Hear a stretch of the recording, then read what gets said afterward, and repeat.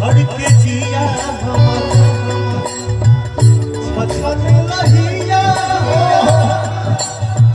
का कहिए सखी। दारू तो बहुत पहले के चीज है। हाँ भाई दारू बहुत बाद के चीज है। बहुत बात नहीं पता है। हीरोइन कह दिया अरे पिएला हीरोइन सैया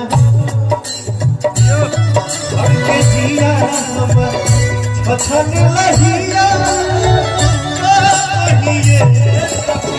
रखले बाही रे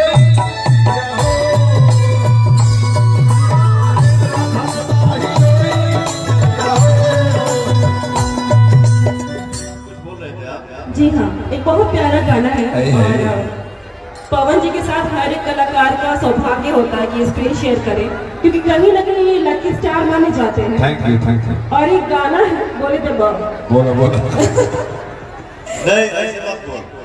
बोले दे बेगिना रे बोल ना मैं बोल रहा हूँ बोल बोल बोला हंस बोला हंस हम सुनना हंस तुम बोला हंस बोले तो किनारे ना रे